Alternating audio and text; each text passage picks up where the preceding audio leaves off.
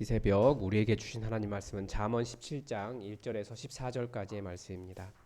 잠언 17장 1절부터 14절까지의 말씀입니다. 우리 하나님의 말씀을 다 함께 읽겠습니다. 마른 떡 한 조각만 있고도 화목하는 것이 제육이 집에 가득하고도 다투는 것보다 나으니라. 슬기로운 종은 부끄러운 짓을 하는 주인의 아들을 다스리겠고 또 형제들 중에서 유업을 나누어 얻으리라. 도가니는 은을 풀무는 금을 연단하거니와 여호와는 마음을 연단하시느니라. 악을 행하는 자는 사악한 입술이 하는 말을 잘 듣고 거짓말을 하는 자는 악한 혀가 하는 말에 귀를 기울이느니라. 가난한 자를 조롱하는 자는 그를 지으신 주를 멸시하는 자요 사람의 재앙을 기뻐하는 자는 형벌을 면하지 못할 자니라. 손자는 노인의 면류관이요 아비는 자식의 영화니라. 지나친 말을 하는 것도 미련한 자에게 합당하지 아니하거든. 하물며 거짓말을 하는 것이 존귀한 자에게 합당하겠느냐. 뇌물은 그 임자가 보기에 보석 같은즉 그가 어디로 향하든지 형통하게 하느니라. 허물을 덮어주는 자는 사랑을 구하는 자요 그것을 거듭 말하는 자는 친한 벗을 이간하는 자니라. 한마디 말로 총명한 자에게 충고하는 것이 매 백대로 미련한 자를 때리는 것보다 더욱 깊이 박히느니라. 악한 자는 반역만 힘쓰나니 그러므로 그에게 잔인한 사자가 보냄을 받으리라. 차라리 새끼 빼앗긴 암곰을 만날지언정 미련한 일을 행하는 미련한 자를 만나지 말 것이니라. 누구든지 악으로 선을 갚으면 악이 그 집을 떠나지 아니하리라.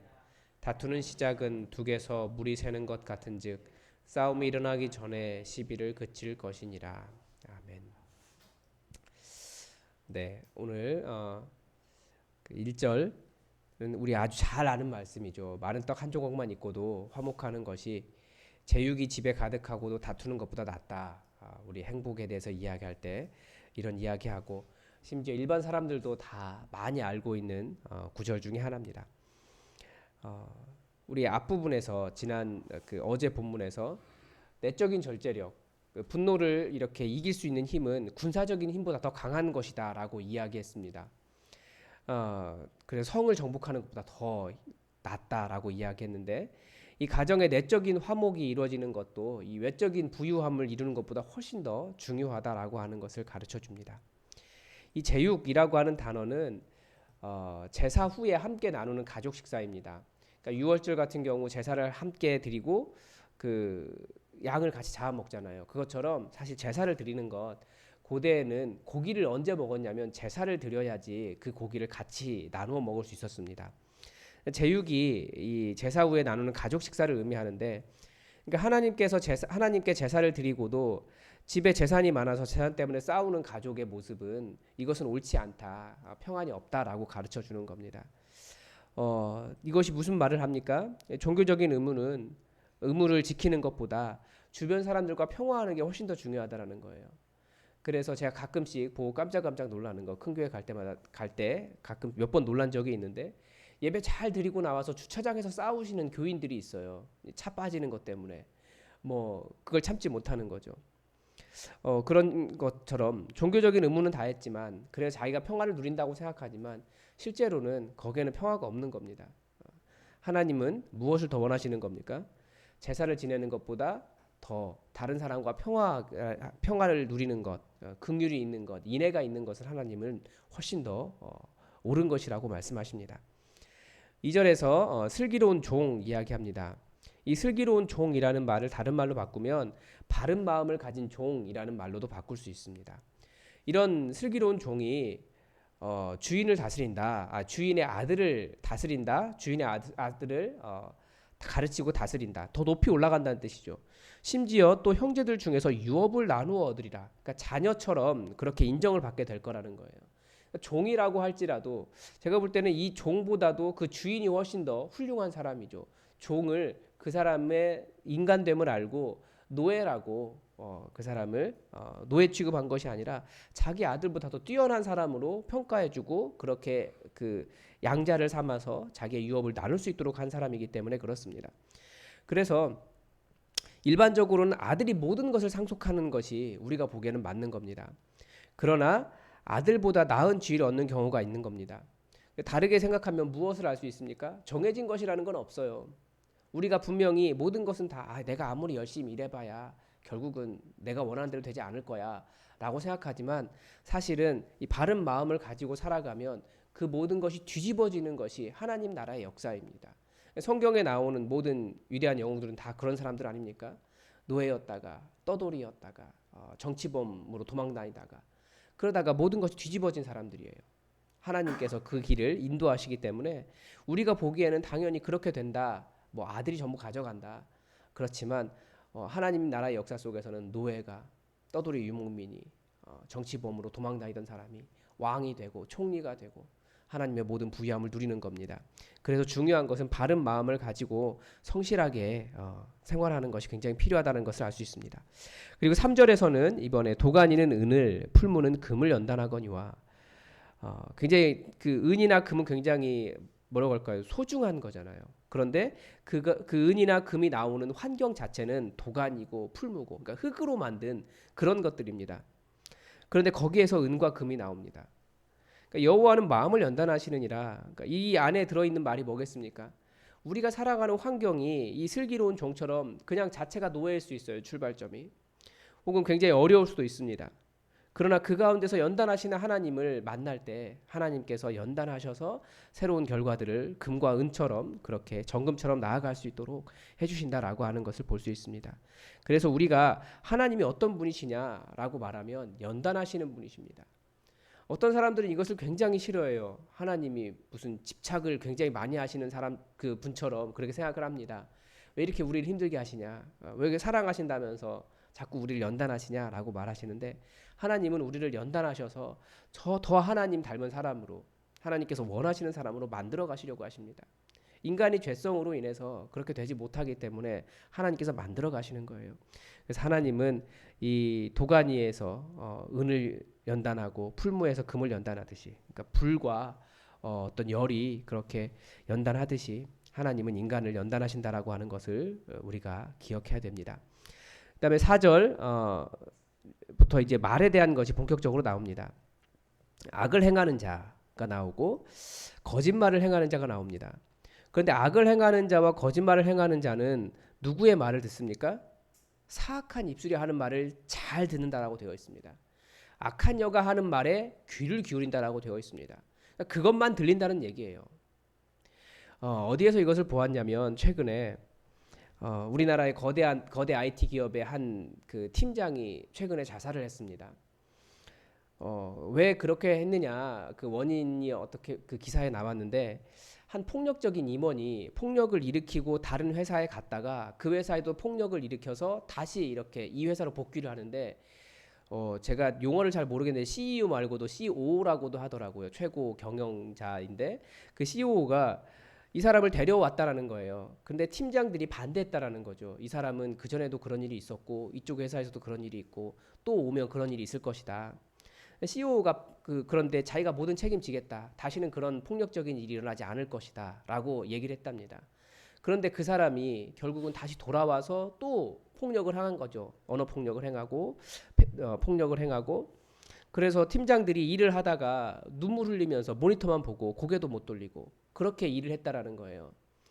팀장들이 15명이 찾아가서 또 이런 일이 일어났습니다. 라고 얘기하니까 오히려 그 CEO가 그 팀장들을 나무랐다는 거예요. 너희들 성실하지 못하다. 나는 너희들만 믿지 못하겠다. 누구의 말을 믿은 겁니까? 그 폭력적인 임원의 말을 믿은 거예요. 그러니까 악을 행하는 것, 우리가 보기에 그 CEO가 악인이라고 말할 수는 없어요. 그러나 어떨 때 악인이 되는 겁니까?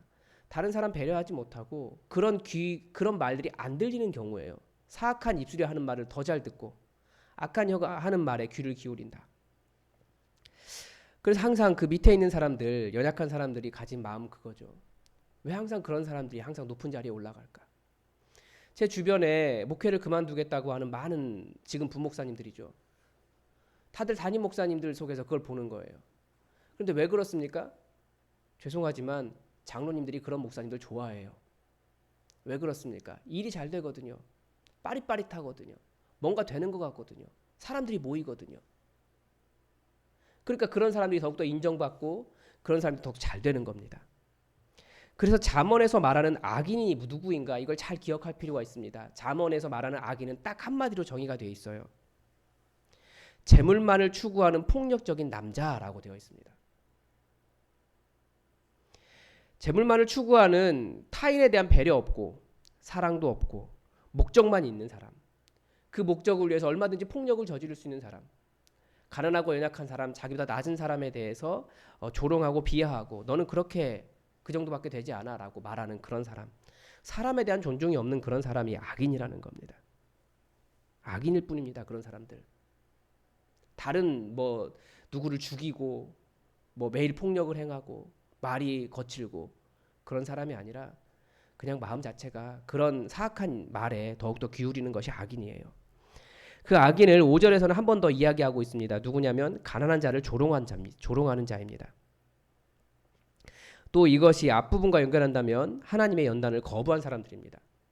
하나님께서 연약하게 하시고 마음에 말씀하셔도 그런 걸 듣지 않는 사람들이에요. 이것에 대해서 뭐라고 말하냐면 하나님을 멸시하는 사람이다 라고 말합니다. 하나님을 멸시하는 방법이 무엇입니까? 우리가 어떻게 하나님을 멸시합니까? 종교적인 의식 잘 드린 것이 재물 잘 드린 것이 하나님을 존중하는 것 아니에요. 가난한 사람, 하나님의 형상을 가지고 있는 사람에 대한 배려가 없는 그 사람이 바로 그렇게 하는 것이 하나님을 멸시하는 겁니다. 그런 의미에서 우리는 사실 사람들을 얼마든지, 사람들이 아니고 하나님을 얼마든지 멸시하는 사람일 수 있어요. 아내를 배려하지 못하고, 혹은 자녀를 배려하지 못하고, 나보다 연약한 사람을 배려하지 못하고, 아파트에 그 청소하시는 분 배려하지 못하고, 그런 사람들이 전부 다 악인이에요. 하나님을 멸시하는 사람들이에요.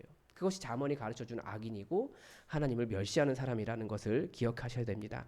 그래서 사람의 재앙을 기뻐하는 자, 이게 사람의 재앙을 기뻐하는 거죠. 너는 하나님께서 그렇게 가난하게 한 사람이다 라고 말하는 것과 똑같기 때문에 그렇습니다.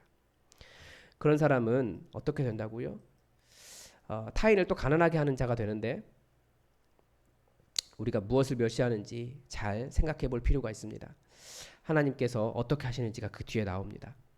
6절에서는 이제 손자는 노인의 면류관이요 아비는 자식의 영환이라 라고 말합니다. 그래서 본문에서 잠언에서 말하는 나이, 장수라고 하는 것은 의로운 자가 누리는 장수를 의미합니다. 물론 모든 그 단명하신 분들이 다 의롭지 않은 것은 아닙니다. 오히려 의를 행하다가 일찍 죽는 의인에 대한 이야기를 잠언도 하고 있는데 그렇지만 우리가 여기서 말하는 노인은 의로움을 누리다가 그렇게 하나님의 은혜를 경험할 것이다 라고 가르쳐 줍니다. 또 이번에도 또 말에 대한 이야기가 계속 나옵니다. 10절에서 한마디 말로 총명한 자에게 충고하는 것이 매 100대로 미련한 자를 때리는 것보다 더욱 깊이 박히느니라. 굉장한 과장법이죠. 성경에는 매 100대 때리라는 말이 없거든요. 그 100대는 훨씬 더 강한 겁니다. 그러니까 충고를 드러낼 줄 아는 것이 미련하지 않는 겁니다. 그러니까 말을 들을 줄 아는 마음이 겸손한 거고 그것이 지혜라고 계속 이야기하고 잠언은 계속해서 들어라 지혜를 들어라. 듣는다라고 하는 말은 그냥 귀로만 듣는 것이 아니라 그것을 따라가는 것을 의미합니다. 그래서 미련한 자의 벌은 미련한 자체라고 이야기합니다. 그러니까 들을 줄 모르는 거예요. 그래서 하나님도 들어도 깨닫지 못하는, 보아도 깨닫지 못하는 그 마음, 그 굳은 마음, 그것을 미련한 것이라고 죄라고 가르쳐주고 있습니다. 11절에서는 악한 자는 반역만 힘쓴다라고 이야기하는데 이 반역이라는 단어가 하나님에 대한 의도적인 범죄를 이야기합니다. 의도적으로 하나님께서 이렇게 하라라고 해도 그러니까 말을 들었는데 하나님의 음성을 들었는데 말씀을 들었는데 그걸 따라가지 않는 것이 반역입니다. 의도적으로 하지 않는 거죠. 이건 들은 게 아니에요. 듣기는 들었지만 들은 것이 아닙니다. 그러므로 어떻게 하신다고요? 잔인한 사자가 보냄을 받으리라. 이게 앞에서는 계속 그 죽음의 사자를 의미하거든요. 그러니까 히브리 성경은 여러 곳에서 죽음이라고 하는 것을 하나님께서 죽음의 사자를 보내셔서 당한 일로 의인화하고 있습니다. 그리고 또 이제 12절에서 또다시 과장법이 나옵니다. 차라리 새끼 빼앗긴 앙콤을 만날지언정 미련한 일을 행하는 미련한 자를 만나지 말아라 라고 이야기합니다. 지혜나 미련함이나 같은 특징이 있습니다. 어떤 특징이 있습니까? 영향력인데 자꾸 전염됩니다. 특히 미련한 말은, 이 사악한 말은 우리 귀에 듣기 더 좋게 되어서 더 빨리 전염이 돼요. 그래서 가짜 뉴스 같은 경우도 굉장히 빠른 속도로 전염이 되지 않습니까? 비슷한 것이 교회 욕하는 기사들도 그렇습니다. 교회 욕하는 기사만 보면 교회가 믿는 사람조차도 교회가 싫어집니다. 그게 정말 그렇게 해서 그러느냐? 그것보다도 물론 잘못한 것들도 여러 가지가 있죠, 교회가. 하지만 그래도 교회가 이 세상의 희망이고 빛이에요. 좀 달라요, 교회. 사람들이 교회를 욕하지만 그래도 교인들을 더 믿습니다. 그런 건 보면 지금 가지고 있는 세상이 가지고 있는 교회 혐오가 과연 그 사람들은 선하냐는 거예요. 그렇게 그 교회 욕할 만큼 그렇게 선하지 않습니다. 그런데 오히려 그렇게 선하지 않은 사람들이 더 욕하는 것들을 보면 이것은 그 미련함이 전염된 것과 똑같습니다. 또 이렇게 말하면 그 사람들 미련하다라고 이야기했다라고 공격할지 모르겠지만 그게 지혜가 아닌 일이 전파되는 영향력이 전파되는 그런 현상입니다. 그래서 그런 사람 만나지 말아라라고 말하는데 그래서 그런 것들을 듣기보다 듣는 것이나 함께 하는지 않는 것이 굉장히 중요하다라는 것도 가르쳐 줍니다. 들으면 영향을 받는 것이 인간입니다. 그래서 또 13절에서는 이제 누구든지 악으로 선을 갚으면이라고 이야기합니다. 악으로 선을 갚는다. 이 갚는다라고 하는 말은 선을 받았다라는 뜻입니다. 근데 받은 것을 갚는 거예요. 그런데 받은 것을 선으로 갚지 않고 악으로 갚았다는 이야기죠. 그러니까 선은 무엇으로 갚는 겁니까? 감사함으로 갚아야 되는 건데 감사함이 없는 거예요. 그러면 어떻게 된다고요? 악이 그 집을 떠나지 아니하리라. 이제 악이라는 말이 재앙이라는 뜻입니다. 그러니까 궁극적으로 심판자이신 하나님께서 그 사람에게 재앙을 주신다라고 하는 거죠. 그래서 우리가 하나님을 살아계신 하나님을 의지하는 것 이것은 하나님께서 결국은 갚으실 것이다. 하나님께서 심판하실 것이다. 이것을 인정하는 것과 같습니다. 14절에서 다투는 시작은 둑에서 물이 새는 것 같다. 그래서 싸움이 일어나기 전에 시비를 그칠 것이다 라고 가르쳐 줍니다. 이것도 말이라고도 볼 수 있죠. 이제 15절까지 끌어야 된다라고 생각을 하는데 다투는 시작은 둑에서 물이 새는 것과 같다. 어디서 시작합니까? 큰 데서 시작하는 것이 아니라 작은 다툼, 작은 오해 혹은 약간의 미움 여기서부터 시작합니다. 그러다가 작은 말 한마디가 딱 튕겨지면 거기에 대한 그 말을 이렇게 오해하거나 혹은 비하하는 말이나 다른 식으로 해석하기 시작하면 싸움을 시작하는 겁니다. 그런데 그 싸움을 시작하면 걷잡을 수 없이 커지기 때문에 처음부터 그런 일이 일어나지 않도록 시비를 그쳐라 라고 이야기합니다. 그래서 작은 말들 조심하라고 가르쳐 주는 겁니다. 그래서 오늘 본문이 끝났는데 여러분 오늘 말에 대한 이야기가 있습니다. 내일도 계속해서 말에 대한 이야기를 합니다. 그런데 우리가 말을 할 때 이 하나님의 음성을 듣고 하나님의 뜻이 무엇인지 우리가 헤아려서 하나님의 음성을 따라가는 법을 배워야겠습니다. 그래서 하나님의 말은 무엇이겠습니까? 사랑하는 말이고 존중하는 말이고 회복시키는 말이고 생명을 주는 말입니다. 그래서 우리가 그런 말을 가질 수 있었으면 좋겠습니다. 여러분 또 성경을 함께 읽었습니다. 성령님께서 여러분에게 하시는 말씀에 귀를 기울이시기 바랍니다. 우리가 말씀을 들었다고 해서 들은 것이 아닙니다. 그 말씀을 따라가는 것이 말씀을 듣는 겁니다. 그래서 그 말씀을 들은 사람의 삶이 되도록 내 삶을 바꿔달라고 우리 하나님께 기도하시기 바랍니다. 다 함께 기도하시겠습니다.